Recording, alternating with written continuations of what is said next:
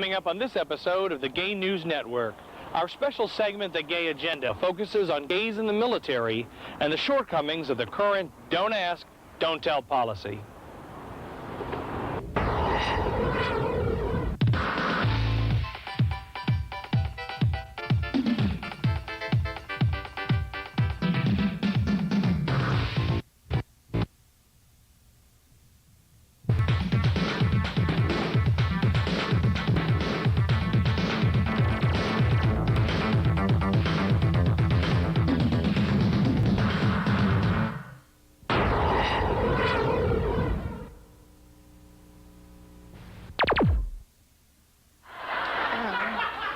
They're so afraid of us, they don't want gays in the military. I remember about 3 years ago, someone came up to me and said, "Oh, Suzanne is a lesbian, you're ineligible to serve in the military."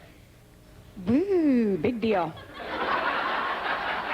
How will I live with this disappointment? Like I wanted to get up early. It's so weird. I'm thinking to myself, though, I think if they don't want us, we shouldn't go. And I think that all the gays and lesbians that are in the military should get out. Because you know we'll go to war again. And that will mean that all the straight people will have to go and fight and die for our rights. And we'll get to hang here.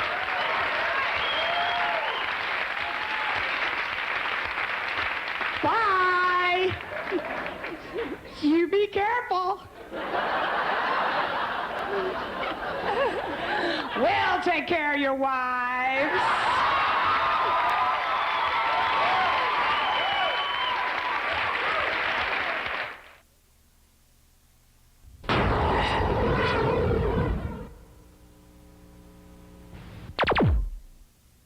Welcome to this edition of the Gay Agenda, GNN's discussion of the events and topics most important to you. I'm Bill Line. Gays and lesbians in the military. This edition of the Gay Agenda focuses on what has happened and what could happen. Correspondent Joe Liberatore reports.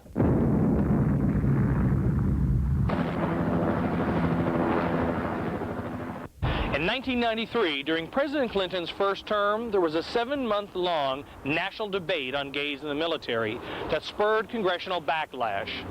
Since then, service members Adam Schindler, Keith Meinhold, Navy Staff Sergeant Timothy McVeigh, and more recently Barry Winchell have become household names associated with the issue. In light of Barry Winchell's murder and the court-martial of 2 of his service mates, Defense Secretary William Cohen ordered the Pentagon's Inspector General to determine how the Don't Ask, Don't Tell policy is being administered. Cohen and the Pentagon's acting Inspector General determined that Don't Ask, Don't Tell policy should stand as is, but that continued harassment of soldiers, including gay soldiers, would not be tolerated. At this time, the United States and Turkey stand alone as the only NATO members still banning gays from military service. USA's closest allies, including Canada, Israel, and Great Britain, all now allow gays to serve openly. I'm Joe Liberatore at the Pentagon for the Gay News Network. Joining me are attorney Jeff Cleghorn, an attorney with the Service Members Legal Defense Network and a former Army major. And also with us is Brandon DUBROC, an ex-Navy petty officer. Brandon served 1.5 years in the Navy. Jeff, let me get into some broad definitions here. Don't ask, don't tell obviously isn't working. Gays are upset about it, but how is it not working? Well, it's important to understand why Don't Ask, Don't Tell was implemented. Back in 1993, Congress and the President came to this so-called compromise, and it was designed to afford some zone of privacy for gay, lesbian, and bisexual service members that had not existed prior to that time.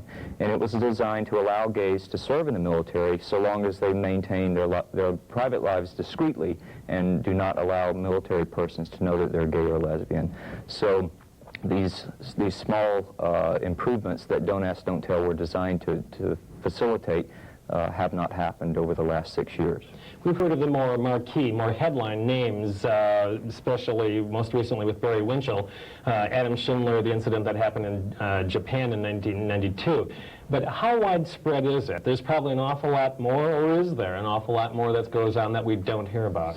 Well, every year since Don't Ask, Don't Tell has been implemented, discharge numbers have increased through 1998.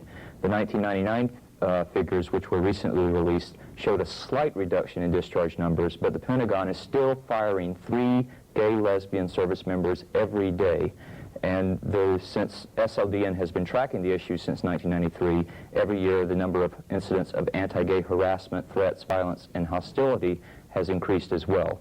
So it's basically a failure of leadership on the part of the Pentagon, uniformed and civilian authorities to fairly implement the policy. Brandon is an ex-Navy petty officer and served about 1.5 years in the Navy before being discharged. Brandon, right off, tell me what your story is. Well, my career started in February of '97. I went to boot camp at Great Lakes Training Center in Chicago. From the beginning, there was typical comments that were made. Like what? Just name-calling, fag, queer, that sort of thing that was constantly said on a daily basis. And as a gay service member, I certainly wasn't going to make it my mission to make the fact that I was gay something that would have to be known by everybody, but at the same time it made it very difficult for me to spend every day listening to the sort of comments that were being made. Went through training basically and graduated out of 600 #1, and then went on to my school training, which would enable me to do the career that I was going to be doing for the next 4 years, and again graduated with honors from that. And my first station was TACRON 21, which is in Little Creek down in Virginia Beach, Virginia. And around February, a year later, I was getting ready to do a 6-month deployment. We were doing workups, which is basically a period of time would be spent out on the ship preparing for that 6-month deployment, which would come in about 6 months down the road. And we were doing a 2-month workup, in which time I was working alongside a group of other people in the communications department. And a comment was made by one of the members in that department that, quote, basically said, if we find any fucking fags on the ship, we're going to throw them overboard. What was your reaction to that? My reaction was basically just complete shock that it was said, first of all, and I'm very familiar with the story of Adam and now the story of Barry, and I was extremely afraid for my safety. I joined the military to protect and serve my country. Were you afraid for your life? I was very afraid for my life. I was serving my country, protecting family, friends, and there was absolutely no one there to protect me from this kind of harassment, these kind of comments that were being said. Now, whether or not it would have ever been taken to fruition, that was not a risk I wanted to take. So what did you do?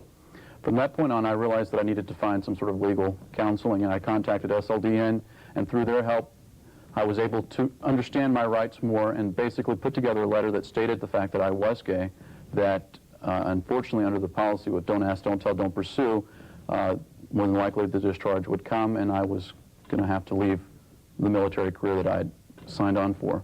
Military leaders have talked for the last 7 or 8 years now about unit cohesion, that allowing gays into the military to serve openly would affect detrimentally unit cohesion. Why is that argument a red herring? How do you effectively destroy that unit cohesion argument? Well, unit cohesion is important for any military fighting force. I served 12 years in the Army. I understand the need for unit cohesion.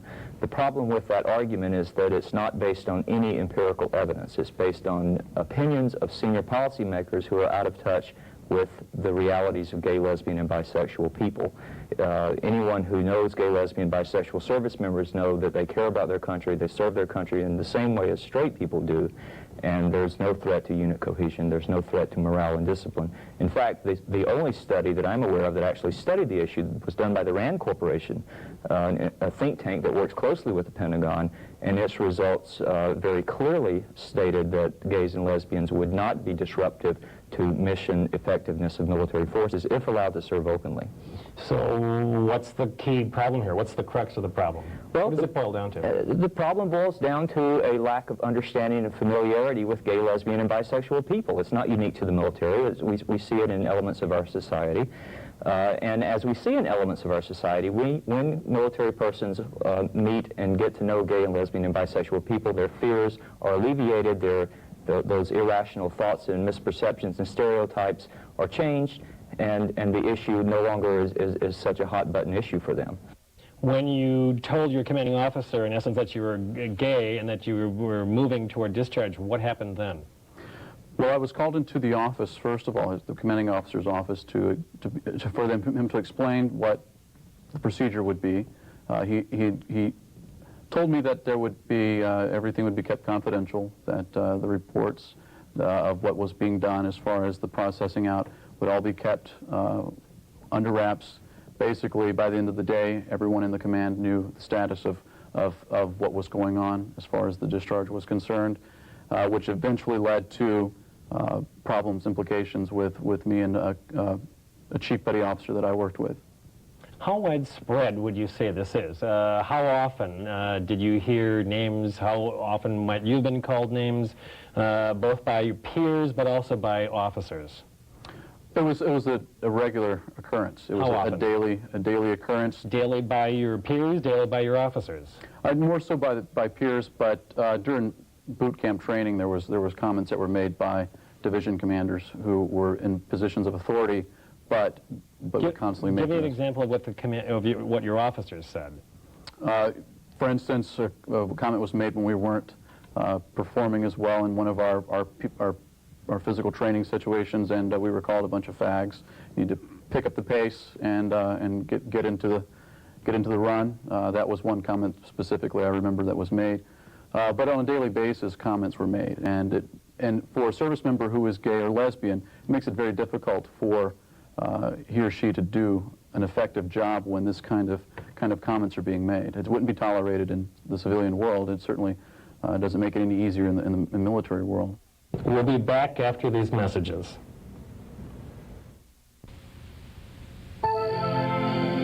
Some of them will be 3 times more likely to commit suicide than their friends.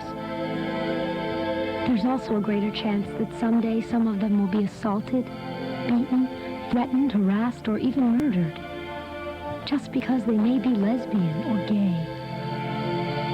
But look at them. They deserve it, don't they?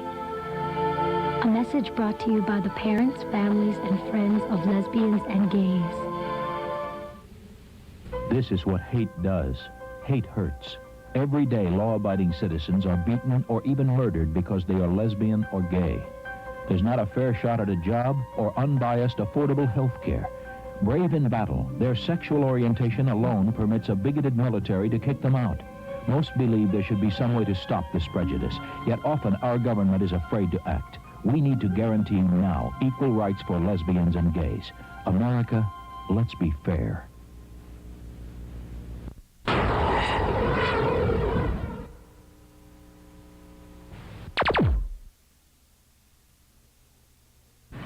My name is David PERRUZZA. I was in the Navy for 4 years, and on the don't ask, don't tell policy in the Navy, I thought it was a great policy. I mean, nobody asked, nobody told, and I just lived my life as I would normally. I basically got caught kissing somebody on the beach when I was in the Navy, and I went through a trial process, and the way the Navy's set up is that even though if you do get busted and they know you're gay, you could also stay in on your merit. So if you have good records, like I was a 4.0 sailor at the time that this happened, I got to stay in. And it was basically documented that, you know, I kissed a guy on the beach. My name is Martin Garcia. I was enlisted in the United States Navy for 7 years, and my specialty was electronic intelligence. What I think of the don't ask, don't tell policy is that it should be updated. In its present state, it hinders gay and lesbian service members from effectively doing their jobs for the sole fact that it forces them to still hide their sexual orientation. And this is something that their straight counterparts do not have to live with. Also joining us in the studio is Nancy BUERMEYER, Deputy Legislative Director with the Human Rights Campaign. Nancy, many Americans remember back to 1993 after the national debate had started. Congress members, especially people such as Sam Nunn, Senator Warner from Virginia, were key in leading the charge against implementing Don't Ask, Don't Tell. What do you envision doing in order to prevent that sort of scenario from happening again? A good president with a strong record on this issue can prevent a lot of bad things from happening. One of the things that we find interesting is we did some polling not long ago where we found that 64% of the American public does think that gay and lesbian people should be able to serve in the military. So we'll continue to build on that support, continue to lobby Congress, continue to try to engage the lesbian, gay, and bisexual community, our family and friends and allies, in putting pressure on Congress to do the right thing, not to move in the wrong direction, but to move towards a fair treatment of people like Brandon. It is a crime that the military, that is so hurting for qualified personnel, would lose somebody of the caliber and ability and commitment like Brandon, and we need to show that to the American public and try and turn this around. Jeff, if you'd come in on this one, broadly speaking, internationally, most people are aware, I think, that the U.S. is one of the few countries in NATO, U.S. and Turkey, one of the two countries that still has a ban on service members serving openly. Recently, Britain changed its policy. Canada, a close ally, has allowed gays to serve openly for a while. Israel as well. What's the international situation, and how does that suggest the U.S. move forward? SLDN views military service as an honorable calling. Many gay and lesbian people serve honorably, but if our allies like Canada and Great Britain and Israel and many others don't have a problem with allowing their soldiers, Marines, airmen to serve honorably, there's no reason why the greatest country on earth should have a problem with that either. Tell me further, Nancy, you've been paying also attention to what Secretary Cohen would do and what his views have been. What are your plans in case Cohen's recommendations and Cohen's reports don't match up with what your and SLDN's objectives are? Well, as I mentioned earlier, there have been a lot of people on Capitol Hill who have taken a keen interest in this issue. We've worked really closely with a number of our allies to try and put pressure on Secretary Cohen and other senior military folks to make sure that they indeed implement this policy properly. And people like John Kerry from Massachusetts, he's a senator, served in Vietnam, he's been a really strong ally. Carl Levin is the ranking Democrat on the Armed Services Committee. He's a Democrat from Michigan. He will have a really key role to play, as will Max Cleland, a senator from Georgia who's also a vet. He chairs this, he's the ranking on the subcommittee on personnel on the Senate side. And of course on almost all gay issues, Barney Frank is a key ally and advocate and somebody who really moves that institution along. Up to the level of President Clinton has expressed grave concern about certainly what happened to PFC Barry Winchell. I mean, it's an embarrassment to the military that something like that could be allowed to happen, and the entire campaign of gay harassment that was present at Fort Campbell in Kentucky is a blight on our military, and I think you'll hear a lot more about it, and we'll be working to make sure that those members of Congress have the opportunity to weigh in with the administration and with Secretary Cohen. Brandon, did anything happen to the peer, your peer, who said, throw, quote, throw the fucking faggot over the edge of the boat or edge of the ship? Whatever happened to that person? Well, I never reported that incident, specifically naming any names. And as far as I know, I mean, the person is still serving. Whether or not, any incidences have occurred, based on any actions that he's taken, on someone that he assumed is gay or lesbian, I don't know. But as far as I know, they're still serving. Join in here a little bit. Tell me, again, how widespread is this? These are daily occurrences. He couldn't report it. He didn't report it. Why? Had he reported it, that would have brought the spotlight to him. And the gay and lesbian service member who are in a similar situation today has the same risk. If they report it, there's the risk of the spotlight being brought to them. And that's one of the issues that we're addressing through SLDN, is to allow a mechanism within Don't Ask, Don't Tell, Don't Pursue that will allow for the reporting of anti-gay threats, violence, and harassment without the service member being at risk of becoming the target of an investigation. Brandon, how would you advise or how would you counsel any friends of yours who might be gay and who might consider going into the military now? What would you say to them? Well, actually, I have had someone approach me and ask me that question, someone who was gay, and my answer to them was, don't do it. If you want to live in fear that possibly you could lose your job, that you could possibly be discriminated against, harassed, physically harmed, then it's not for you. It's unfortunate. The Navy's core values are honor, courage, and commitment. But what I found once I was in was actually those values also included discrimination, prejudice, and sometimes even hatred. And that was a constant, reoccurring ideal that was fostered every single day by commissioned officers, by peers who were ranked myself. It was a constant occurrence daily. We'll be right back. I've been told that many mothers would have kept their mouths shut. They wouldn't have wanted the embarrassment of everybody in the nation knowing that their son was gay. But you know, you can mess with a lot of people and a lot of different things, and maybe I would have kept my mouth shut. But you don't mess with my kids. You were gay, man. What do you think you were doing? Hey, what, man? I just said I was bad. Is that two guys over there? Sick. You ready? Come on over here. Gay men have become the #1 target for hate crimes in Los Angeles. Gay bashing is a crime, a hate crime, and like AIDS, hate doesn't discriminate. It can attack anyone. So if you think that gay bashing proves how bad you are, I mean, think again, guys, because come on, real men don't have to prove anything.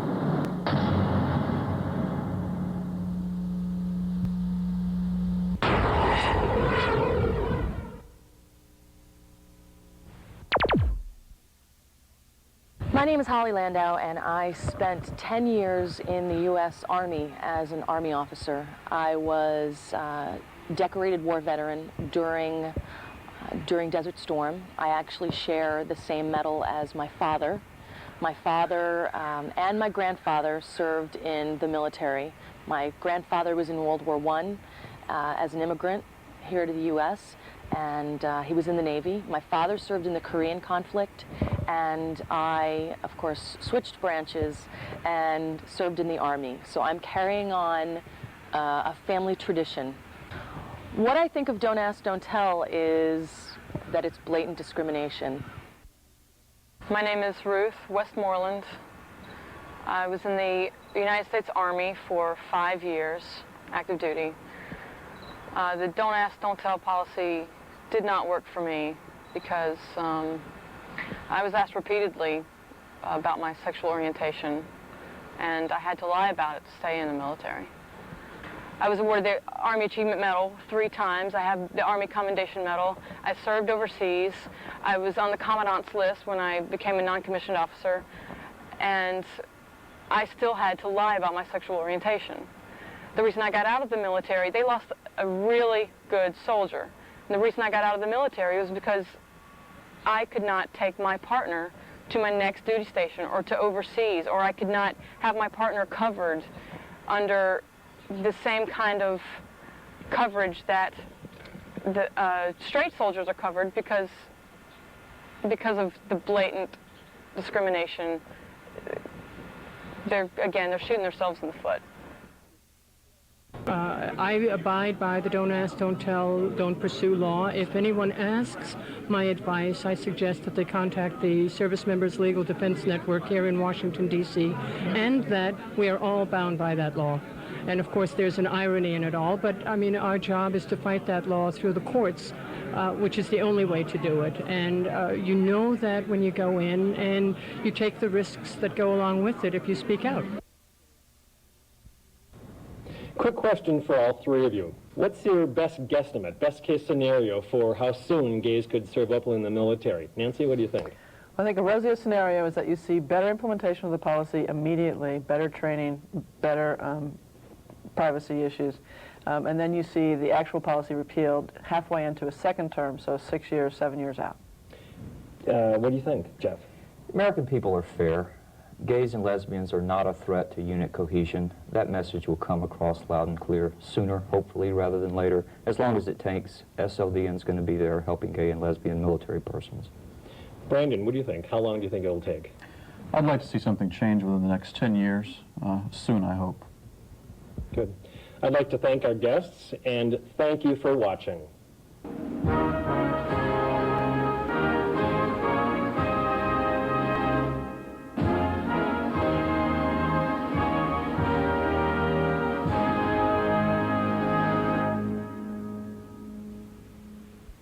For more information on the Service Members Legal Defense Network, you can contact them at sldn@sldn.org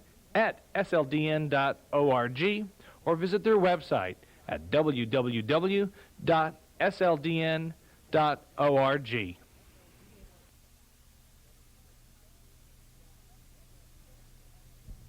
For more information on the Human Rights Campaign, you may write to HRC at hrc.org or visit their website at www.hrc.org.